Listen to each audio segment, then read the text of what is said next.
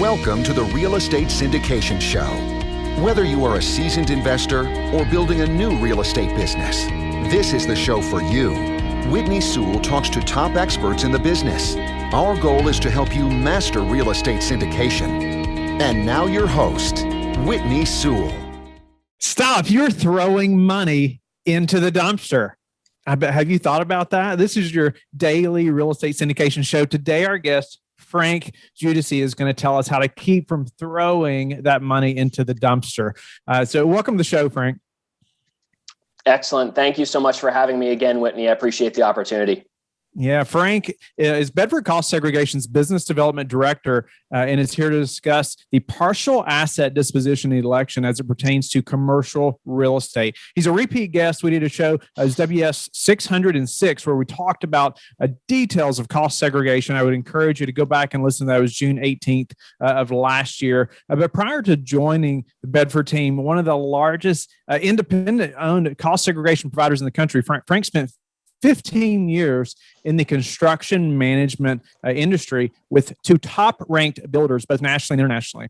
A civil engineer by degree, Frank served as both a project engineer and procurement manager for large-scale commercial construction across the U.S., including high-rise, multifamily, nanotech manufacturing. Frank, welcome again to the show. You definitely have an expertise that anyone in this business needs to be knowledgeable in, or at least know enough to know that they need to speak to someone like yourself or have someone like yourself on their team so they can get these benefits and ensure they're not throwing money into the dumpster. I know this happens often and people just don't realize, right? They just don't know, but you're going to help us to do that. So I want us to really jump right in. Obviously, we're short on time as we talk about the details of tax, but let's jump right in and explain a little bit about what partial asset dispositions are. Like, what is that? I know many people listening think, what is he talking about? I haven't heard of that before. Yeah, it's obviously a mouthful. And so, the bottom line is this: in 2014, the IRS came out with what was called the final disposition regs. And I don't want to get too much into the weeds, but the bottom line is this provided people an opportunity to basically write off the amount of depreciation left in assets that were being disposed of, hence partial asset disposition. So assets being disposed of as part of renovation projects. So think about this. When you buy a property, the depreciation clock starts all over back at zero, okay? And so let's use the multifamily world because that's where you reside, right, Whitney? So in the multifamily world, all residential use commercial real estate depreciates over 27 and a half years.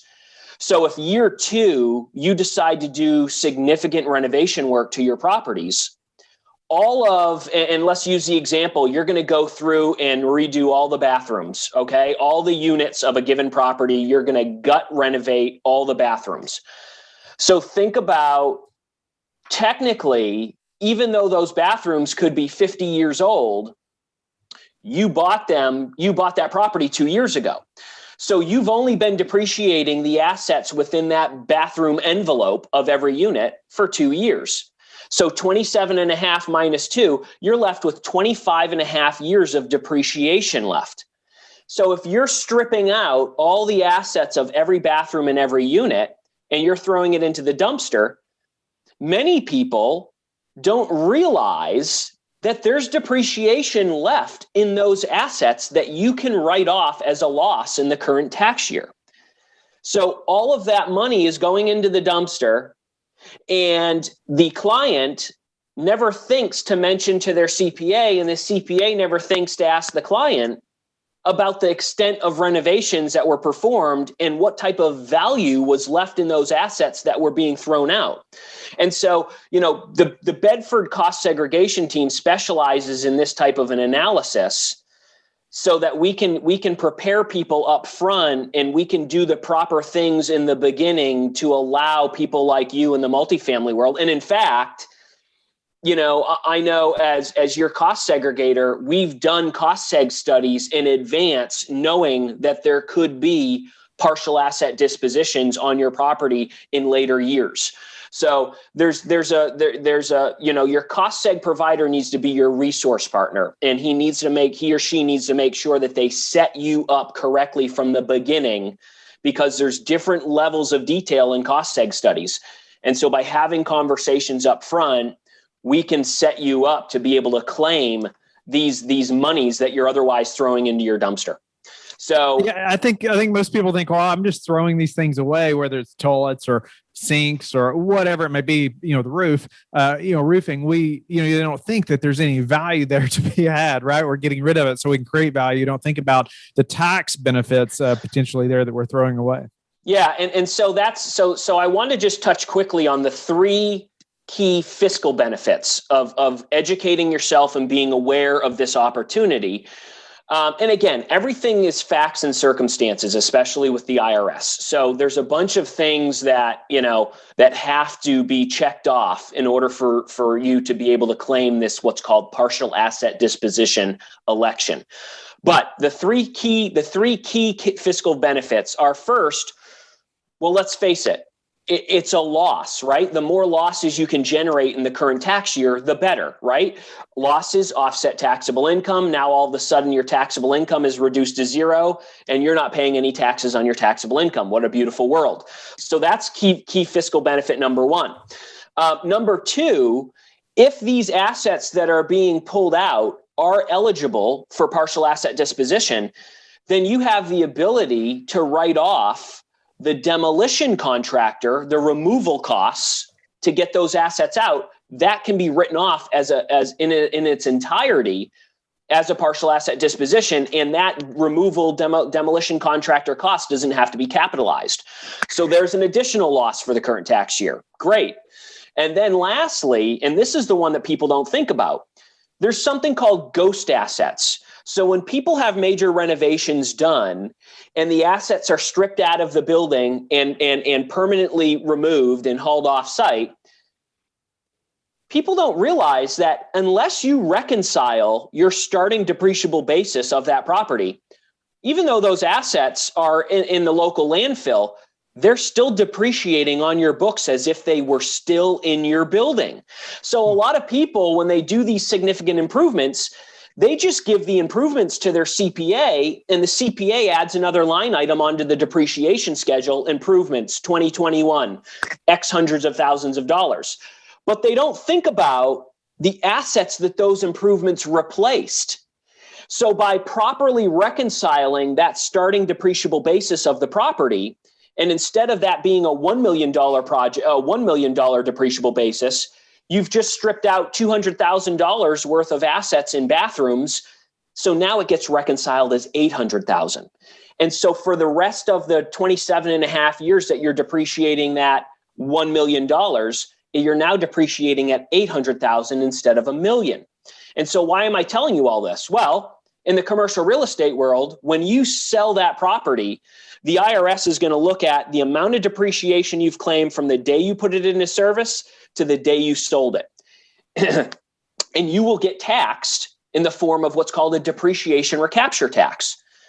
So if you don't reconcile your depreciable basis from the time that you took out the existing assets and put the new in, you're going to be paying a depreciation recapture tax that's higher because you never reconciled your original starting depreciable basis by saying, hey, Mr. or Miss CPA, I removed X hundreds of thousands of dollars in assets. That starting depreciable basis needs to be reduced. So those are the three key fiscal benefits. It's one, in the beginning, current losses in the current tax year.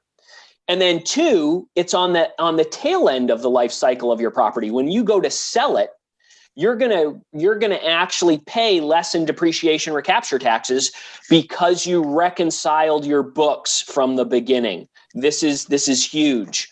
So those are the key fiscal benefits. Yeah, so many big, great benefits there. And it just goes to show me again, time and time again, why just our team is so important, right? Just so we have an expert like you on our team. And then also I can just see, like you mentioned, like, they hand these receipts to their CPA or whatever. They say we spent this much on these items and they're leaving, so much money there, right? But I can see why too. Even that CPA in this business needs to be knowledgeable about these things, to a great extent. You don't want to be their first client, hopefully, that's done a cost segregation on a property, right? Or worked with an individual like yourself. Could you just speak just a second, Frank, to that relationship? Like, you provide these reports, and then, we want our CPA to know how to utilize that. Is that something, you're able to work with someone's CPA a little bit to say, hey, this is what you need to be thinking about, or this is what these reports do, those things? Yeah, and listen, this is why and as you're aware, my first episode, cost seg providers are not all created equal. Okay, and so Bedford is our know-how in the industry, and the sheer number of people that we have covering the entire country is really unmatched. And we want to be your resource partner, because if the proper questions do not get asked in the beginning, had we just done a normal baseline cost segregation study on your latest acquisitions, Whitney, we would have never been able to claim those partial asset dispositions 2, 3, 4, 5, 10 years down the line. You have to set yourself up right from the beginning. And unless you're having the right types of conversations, that's not going to happen. So Bedford uses that same philosophy with CPAs, right? We obviously have clients, but the clients have CPAs.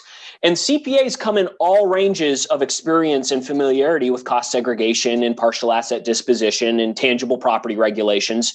There's a bunch of stuff out there. And so Bedford actually has our own in-house tax team that can literally walk through any CPAs who are unfamiliar on how to get the cost seg study results to translate to the actual client's tax returns. So it's a great question. And that's one of the things that, Bedford kind of stands out from a lot of the rest, is that we're here to be an educator, a resource partner, and to make sure that your CPA feels comfortable with the process as well. I want to add one thing too. We closed on, $45 million to $50 million in real estate, like within the last 2 weeks of last year. Right. One was like 2 or 3 days before the end of the year. And then another one, just a day or two before Christmas. And so, having somebody, like Frank on our team, we were having those conversations and working through cost seg stuff long before we ever closed on those projects. So we could still provide as much value as possible to our investors, through tax savings, and depreciation. And so that's why, we got to keep that line open to someone like Frank and our CPA and those tax experts, because I am no tax expert, that's for sure. That's why I want people like these on our team that are. So Frank, are there some factors though that need to be met so we're eligible for these things?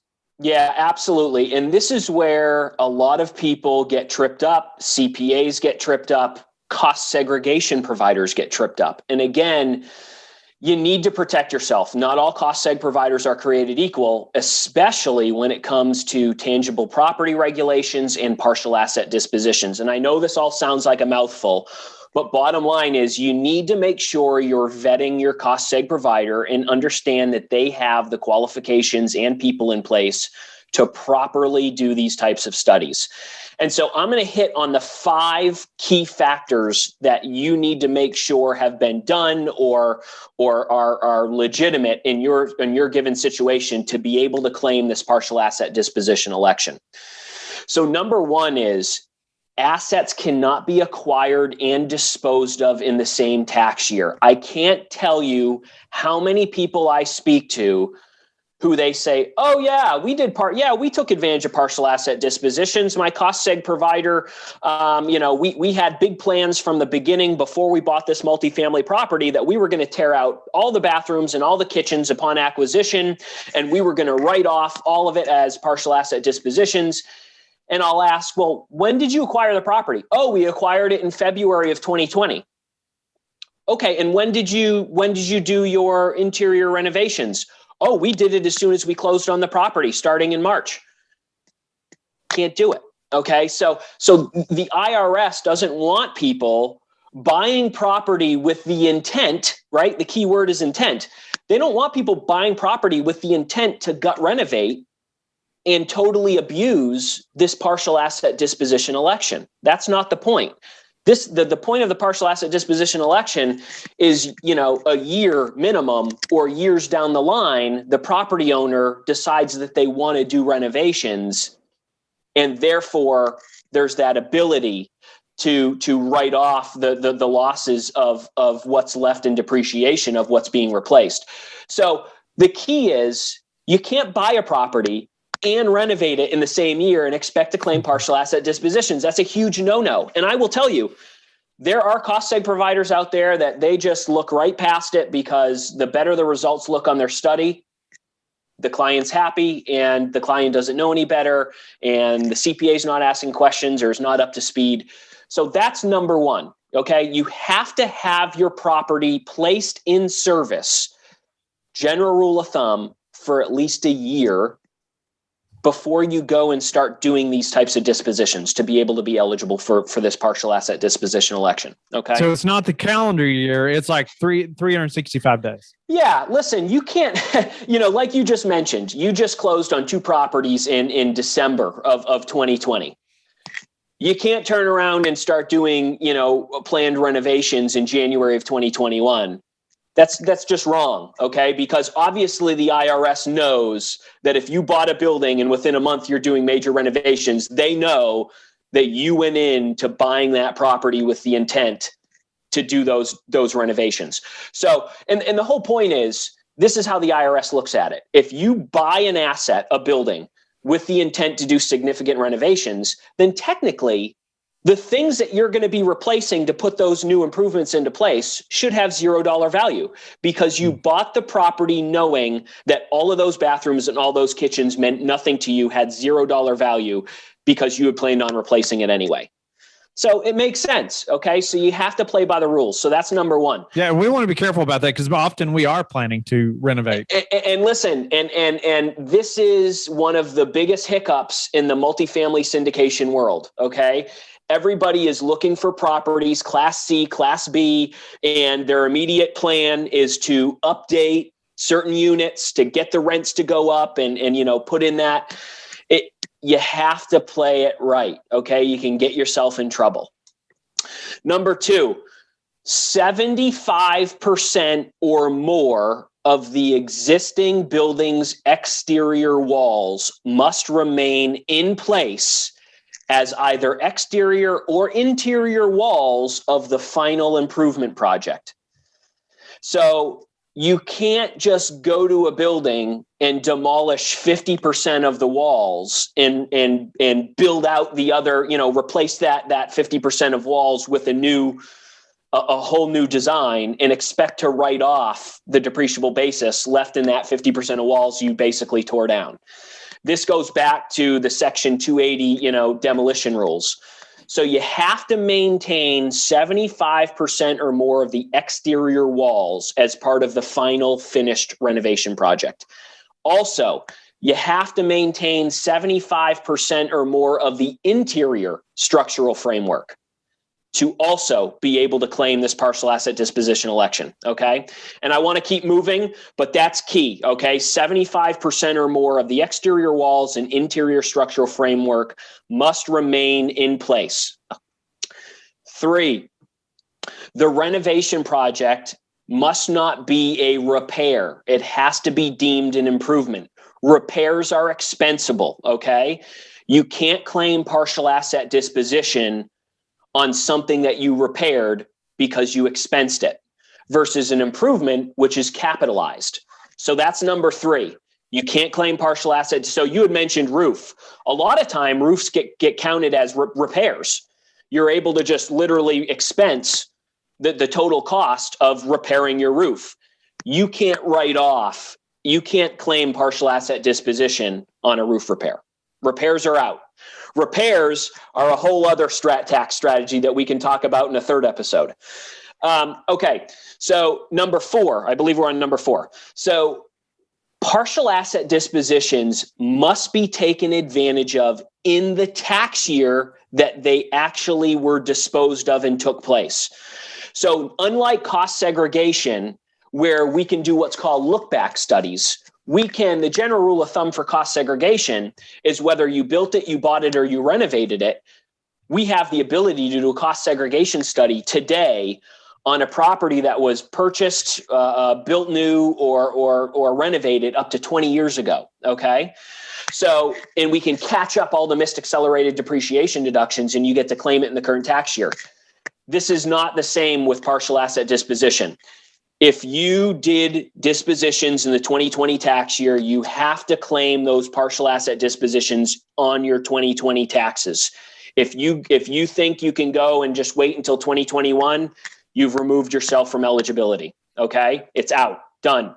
And then lastly, number 5, and this is where going back to the relationship of having a cost seg provider who asks questions about what your future plans are, possibly with a given property, to be able to set you up correctly.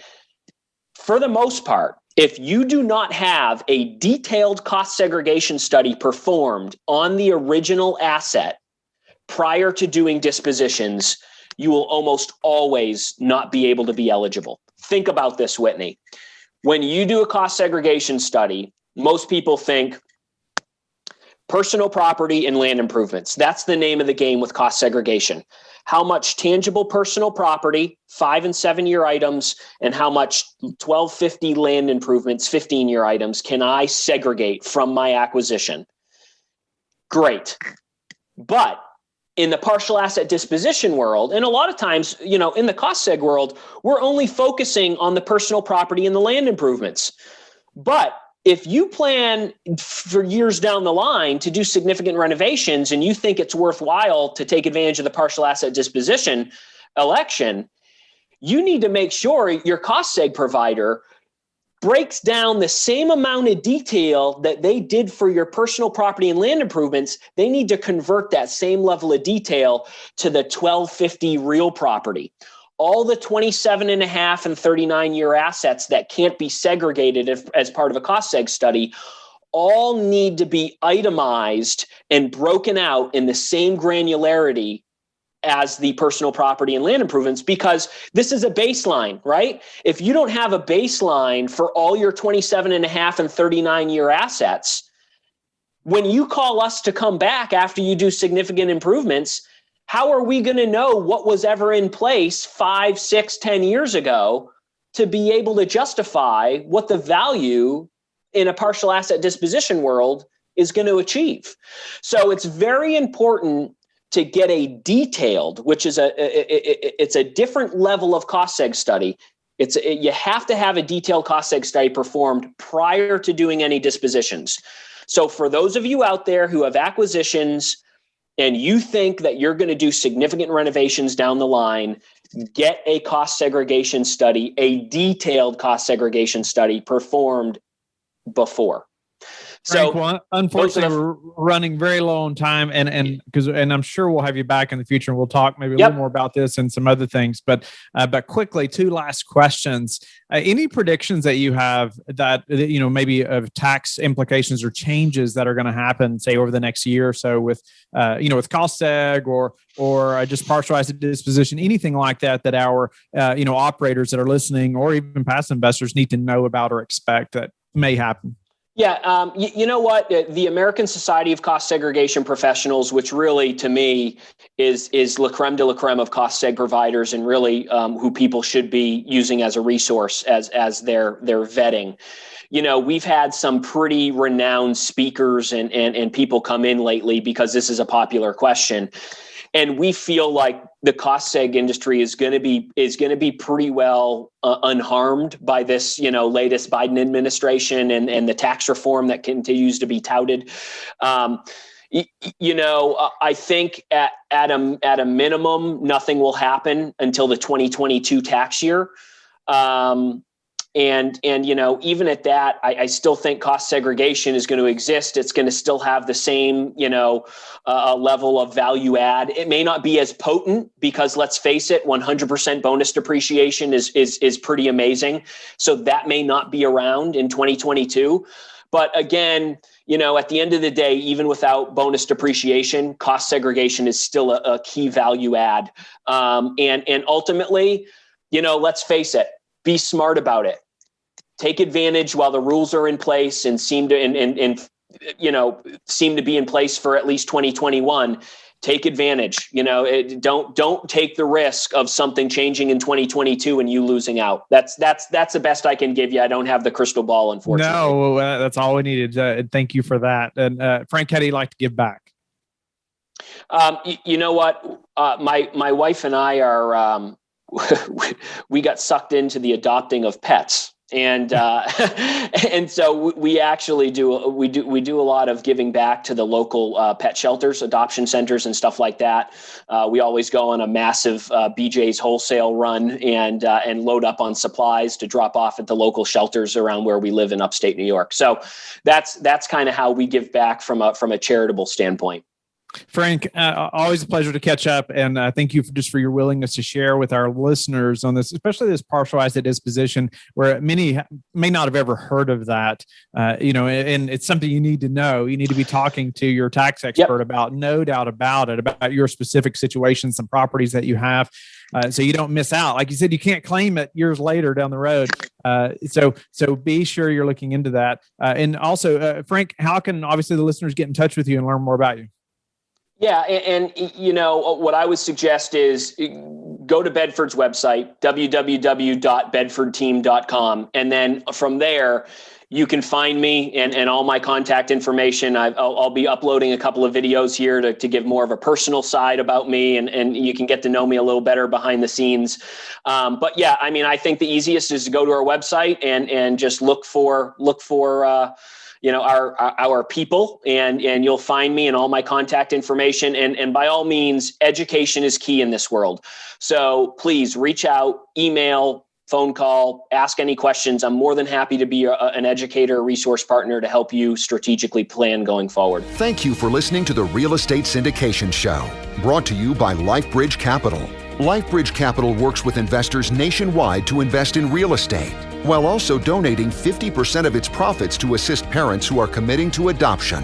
LifeBridge Capital, making a difference, one investor and one child at a time.